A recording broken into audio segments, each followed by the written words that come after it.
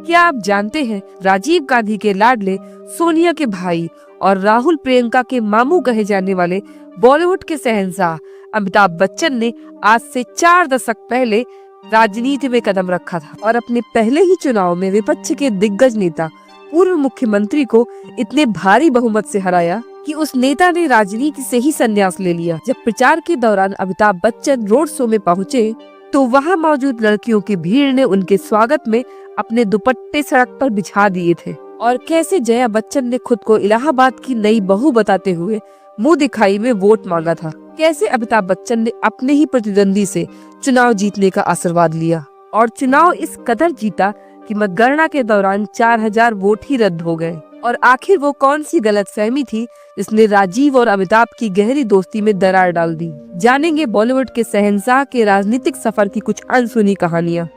वरिष्ठ पत्रकार रशीद किदवई लिखते हैं कि अमिताभ और राजीव की नजदीकियां इतनी गहरी थी कि राजीव गांधी सरकार के कुछ अहम फैसले अमिताभ की सलाह से लिया करते थे। ये दोस्ती बचपन की थी क्योंकि इंदिरा गांधी और अमिताभ बच्चन की मां तेजी बच्चन अच्छी सहेलियां हुआ करती थी। इंदिरा गांधी अमिताभ को अपना तीसरा बेटा मानती थी। राजीव गांधी की शादी के समय सोनिया गांधी अपने परिवार के साथ अमिताभ के घर पर ही ठहरी थी। साल 1980 में कांग्रेस छोड़ चुके हेमवती नंदन बहुगुणा ने जब इलाहाबाद सीट से लोकसभा चुनाव लड़ने का फैसला किया तो पूरा विपक्ष उनके साथ खड़ा हो गया।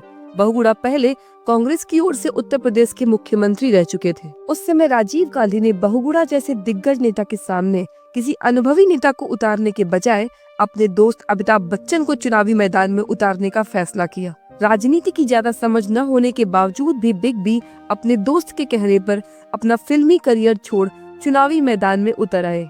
जैसे ही ये खबर फैली, राजनीतिक गलियारों में हलचल मच गई, क्योंकि एक तरफ थे उत्तर प्रदेश के पूर्व मुख्यमंत्री और राजनीति के मंझे हुए खिलाड़ी बहुगुणा और दूसरी तरफ थे एंग्री यंग मैन कहे जाने वाले अमिताभ बच्चन, जिनका क्रेज पूरे देश भर में था। 1984 में अमिताभ बच्चन इलाहाबाद पहुंचे और उनके आने की खबर सुनकर भारी भीड़ उमड़ पड़ी। जहां अमिताभ को अपना पर्चा भरना था, वहां उन्हें देखने के लिए हजारों की भीड़ जमा हो गई।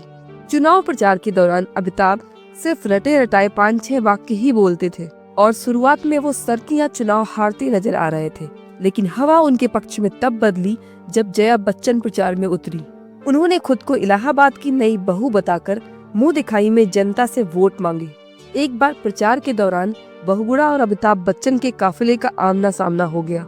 तब बिग बी ने हाथ जोड़कर बहुगुणा जी से आशीर्वाद मांगा। बहुगुणा ने भी हाथ उठाकर कहा कि जिस क्षेत्र में तुम हो वहीं तुम्हारी तरक्की हो।